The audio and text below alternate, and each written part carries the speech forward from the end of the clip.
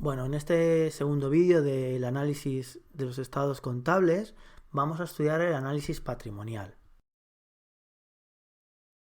Bien, en este vídeo nos vamos a centrar en lo que es el análisis patrimonial. Cuidado, no confundir el análisis patrimonial con dentro del balance, es decir, dentro del análisis patrimonial, la estructura económico-financiera del balance. Si os acordáis, cuando estudiamos el balance, la parte que está a la derecha, es decir, el patrimonio neto más el pasivo no corriente y pasivo corriente, le llamábamos financiación. Por eso será la estructura financiera del balance. Y después, fijaros, el activo era la inversión o estructura económica. Entonces, y esto es muy importante, cuando hablamos de análisis patrimonial, nos centramos en el balance. Cuando hablamos del análisis económico y financiero, ya lo veremos más adelante. Estamos trabajando con otras cuentas o relacionando el balance con otras cuentas. Por tanto, la estructura económica del balance será la que analice la proporción óptima entre el activo, es decir, entre las inversiones en el activo no corriente y el activo corriente. ¿En qué va a consistir el análisis de la estructura financiera del balance? En ver la proporción óptima de las fuentes de financiación del balance, es decir, la proporción del patrimonio neto, pasivo no corriente y pasivo corriente, que como vimos en el vídeo número 1 de análisis de los estados contables, cuando introducimos este tema, observamos cómo, dependiendo del sector, esta estructura óptima puede ser diferente.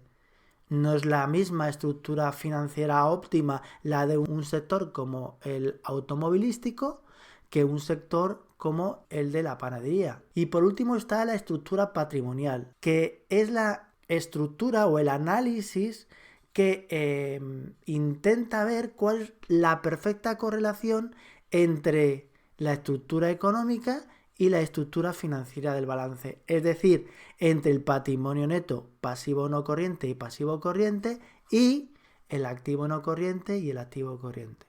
Con lo cual, lo que trata ahora es de analizar el equilibrio que hay entre las diferentes masas y submasas patrimoniales. Una forma fácil de hacer el análisis del patrimonio, un análisis del balance, es utilizando el fondo de maniobra, porque aquí se puede ver si hay o no equilibrio patrimonial.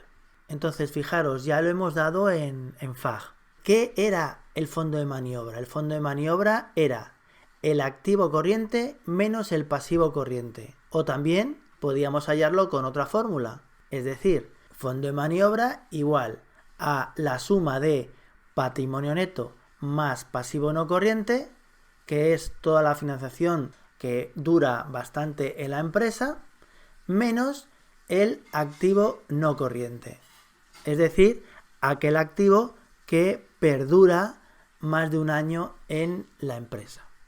Entonces, dependiendo de dónde pongamos la atención, podemos hacer diferentes definiciones de fondo de maniobra. Por favor, el fondo de maniobra es una pregunta que a veces cae como teoría. Defíname fondo de maniobra. Pues fijaros, aquí tenéis 3 definiciones que podéis utilizar. Entonces, por un lado tenemos que el fondo de maniobra es la parte del activo corriente que está financiada con fondos del patrimonio neto y del pasivo no corriente. Por otro lado, tenemos que el fondo de maniobra es la cantidad de recursos permanentes, es decir, de patrimonio neto y pasivo no corriente, que la empresa tiene que destinar al activo corriente para alcanzar la estabilidad en su actividad. Y por último, una tercera definición de fondo de maniobra es la parte de recursos permanentes que financian las inversiones permanentes del activo corriente. Y esto a veces no es fácil de entender, porque el activo corriente no es permanente, va a estar menos de un año en la empresa. Y en cambio aquí pone inversiones permanentes del activo corriente. Parece que es una incongruencia. Pero fijaros, aunque los clientes, por ejemplo, o las existencias sean de corto plazo, sí que es cierto que hay un stock medio siempre de existencias y que normalmente los clientes, aunque una vez sean unos, otra vez sean otros, siempre va a haber un saldo medio de clientes o saldo medio de cajas y bancos. Es decir, que aunque sean activos que de manera individual van a estar menos de un año, el stock medio sí que es algo que se puede entender como algo permanente del activo corriente. Y por esa razón lo consideramos o lo tenemos muy en cuenta a la hora de definir los fondos de maniobra en esta última definición. Ahora vamos a ver la relación que hay entre el fondo de maniobra y el periodo medio de maduración. Como vimos, sobre todo en la última parte, el fondo de maniobra, ¿qué era? Era el activo corriente menos el pasivo corriente, o dicho de otra manera, es la parte de recursos permanentes que financian las inversiones permanentes del activo corriente, es decir, que financiaban esos stock medios de seguridad de existencia, de saldo medio, de clientes, de saldo medio de cuentas de cajas y bancos, etc. Por otro lado, teníamos el periodo medio de maduración, que eran los días que tardaba desde que la materia prima entraba en la empresa hasta que el cliente nos pagaba. Y recordar lo importante que eran los stock medios a la hora de calcular las veces que rotaba el almacén, las veces que rotaban los productos semi-elaborados, los productos terminados, el saldo de clientes, el saldo de proveedores. Fijaros que hay una conexión entre la última definición del fondo de maniobra y el periodo medio de maduración, que trabajaba precisamente con los stock medios. Luego, fijaros, ¿cuál es la relación entre el fondo de maniobra y el periodo medio de maduración? El fondo de maniobra es el conjunto de recursos que la empresa necesita para financiarse durante el periodo medio de maduración.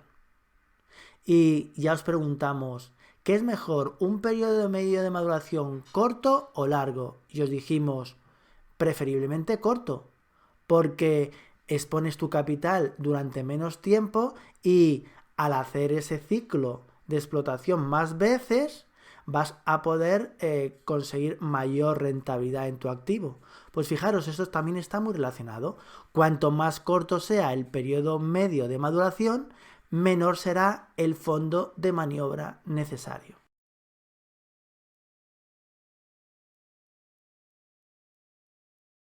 Bien, en FAG ya vimos las diferentes situaciones patrimoniales que tenía la empresa. Recordar que veíamos el balance y fundamentalmente viendo el fondo de maniobra y viendo el patrimonio neto, había 5 situaciones.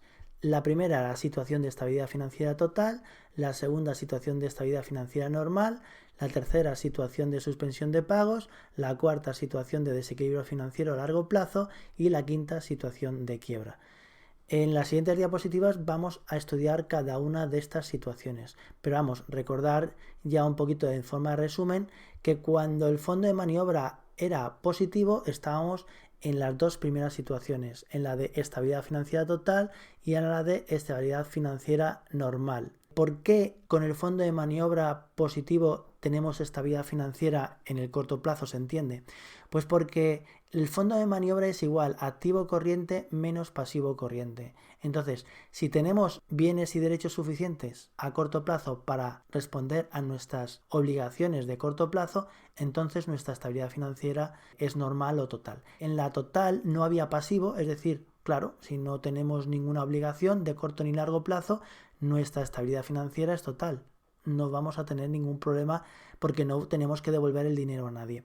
En cambio, cuando hablamos de estabilidad financiera normal sí que había un pasivo, pero teníamos que tener en cuenta que, y esto es lo importante, que el pasivo corriente fuera menor que el activo corriente para que este fondo de maniobra fuera mayor que cero. En segundo lugar, veíamos cuando ocurría lo contrario, que no había activo corriente suficiente como para hacer frente al pasivo corriente. Entonces estamos en una situación de suspensión de pagos o también llamado inestabilidad financiera de corto plazo, ¿vale? En tercer lugar, vimos lo que era la situación de desequilibrio financiero a largo plazo, que era cuando el patrimonio era igual a cero. Claro, si para poder hacer frente a todas nuestras deudas de pasivo de corto y largo plazo necesitamos vender todo nuestro activo, ya que nuestro patrimonio neto es igual a cero, pues entonces estamos en una situación de desequilibrio financiero a largo plazo. Nuestra empresa está lo que llamamos descapitalizada. Y ya veremos que a lo mejor una de las cosas que se pueden hacer es una ampliación de capital. Y por último está la situación de quiebra, que es cuando el patrimonio neto es negativo. Es decir, que además de estar descapitalizada, además contamos con pérdidas acumuladas. Con lo cual, ni vendiendo toda nuestra empresa, es decir, todos nuestros activos, podríamos pagar todas nuestras deudas, todo nuestro pasivo exigible a corto y largo plazo. Y esta situación, como ya veremos, es la situación de quiebra. En las siguientes diapositivas vamos, como he explicado anteriormente, explicando cada una de estas situaciones patrimoniales de forma individual. Y ahora brevemente vamos a ir una por una. Situación de estabilidad financiera total. Como veis, se daban dos condiciones. La primera, el fondo de maniobra positivo. La segunda, no existe pasivo. Si no hay pasivo, entonces todo se financia con el patrimonio neto. Entonces, al no haber pasivo, entonces la fórmula de fondo de maniobra igual activo corriente menos pasivo corriente, como no hay pasivo, el pasivo corriente es cero, luego el fondo de maniobra es igual al activo corriente. Este es el caso de situación de estabilidad financiera total. ¿Con qué invertimos nuestro activo? Con patrimonio neto, con recursos propios, con fondos propios, ya que no hay pasivo. Situación de estabilidad financiera total. ¿Esto es bueno? A ver, no siempre, porque a lo mejor es bueno endeudarse, ya lo veremos por la rentabilidad financiera. Es bueno endeudarse a un tipo de interés bajo si después la rentabilidad económica que te produce la actividad empresarial es superior. Entonces a veces endeudarse hace que haya mayor rentabilidad financiera. Luego, no siempre estar en una situación de estabilidad financiera total es bueno. A veces endeudarse es bueno por el efecto apalancamiento que veremos en la última parte del tema. La segunda situación que estudiamos es la estabilidad financiera normal, que es cuando el fondo de maniobra es positivo y sí que existe un pasivo, es decir, un pasivo no corriente y un pasivo corriente. Pero la idea es que siempre ese activo corriente sea superior al pasivo corriente para que el fondo de maniobra sea mayor que cero, o dicho de otra manera, para que el activo corriente sea mayor que el pasivo corriente. En estos casos se dice que la situación de estabilidad financiera es normal. El tercer caso que estudiamos es la situación de suspensión de pagos, o también llamado situación de desequilibrio financiero de corto plazo. ¿Qué es lo que ocurre? Pues es el caso en el que el fondo de maniobra es menor que cero o negativo. Existe patrimonio neto, existe pasivo, tanto corriente como no corriente, pero fijaros, a la hora de hacer la diferencia entre el activo corriente menos el pasivo corriente, nos va a salir un fondo de maniobra negativo. O dicho de otra manera, que no vamos a poder con nuestros derechos hacer frente a nuestros pagos del pasivo corriente. Y por eso decimos que tenemos un problema de liquidez a corto plazo. Y en selectividad nos van a preguntar, bueno, y en situación de problemas de liquidez a corto plazo, es decir, cuando el fondo de maniobra es negativo, ¿qué es lo que se puede hacer? Pues lo que podemos hacer es refinanciar la deuda de corto plazo y convertirla en deuda de largo plazo. De esta manera, el pasivo corriente disminuye y se hace más pequeño que el activo corriente y dejamos de tener esta situación de falta de liquidez. La siguiente situación se da cuando hay un desequilibrio financiero de largo plazo. Independientemente que el fondo de maniobra sea positivo o negativo, el desequilibrio financiero de largo plazo se da cuando el patrimonio neto es igual a cero. ¿Qué significa eso? Que para poder pagar todo nuestro pasivo, es decir, nuestro exigible total, deberíamos vender todos nuestros activos, con lo cual la empresa dejaría de existir. Luego, fijaros, aquí hay una situación un poco de desequilibrio.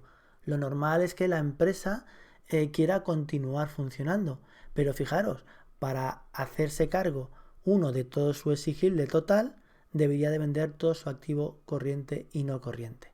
Entonces, en selectividad os pueden preguntar, señores, ¿y cómo se puede solucionar este problema? Pues este problema normalmente se soluciona con una ampliación de capital, es decir, haciendo que el patrimonio neto sea mayor y de esta manera solucionamos el problema de descapitalización del patrimonio neto. Por último, en este vídeo veremos la situación de quiebra. Se caracteriza fundamentalmente por un patrimonio neto negativo, es decir, que es un patrimonio neto descapitalizado y además tiene unas pérdidas acumuladas, ¿de acuerdo? Entonces, ¿qué ocurre en estos casos? Que ni vendiendo todo el activo se puede pagar el exigible que se debe. Bueno, la situación de quiebra se caracteriza fundamentalmente por tener un patrimonio neto negativo. También puede tener un fondo de maniobra negativo, pero fundamentalmente un patrimonio neto negativo, es decir, un patrimonio neto descapitalizado y además con pérdidas acumuladas. De esta forma que ni aun vendiendo todo el activo, la empresa podrá hacer frente a todas sus obligaciones de corto y largo plazo, a todo su pasivo corriente y no corriente. Entonces, normalmente las empresas que están en esta situación están condenadas a desaparecer. Normalmente una empresa que se ha descapitalizado y además tiene pérdidas acumuladas, joroba, pues reflotarla con una ampliación de capital, pues parece que no es lo más adecuado. Entonces, lo que se suele trabajar es lo que llamamos el concurso de acreedores. El concurso de acreedores, bueno, pues es un procedimiento jurídico que puede solicitarse o bien por la empresa o bien por alguno de los acreedores. ¿Y en qué consiste? El concurso de acreedores es un instrumento que lo que permite es que los acreedores más débiles, que son los trabajadores, sean los primeros en cobrar. Es decir, se van vendiendo los activos de la empresa y los primeros que cobran van a ser los trabajadores. Y después, con el resto, una vez pagado Hacienda y demás, con el resto del dinero que hemos obtenido por la venta de los activos de la compañía, lo que hacemos es repartir de manera proporcional a los acreedores parte de la deuda. Por supuesto que los acreedores, al tratarse de una quiebra y tener un patrimonio neto negativo, no van a poder recuperar todo su dinero, pero lo harán en parte. Y para eso está el proceso de concurso de acreedores, para que se haga de una manera jurídica y legal. Y poco más, aquí acabamos con este vídeo. Solamente nos quedaría un último vídeo con ratios y rentabilidad económica y financiera, que será lo próximo en ver.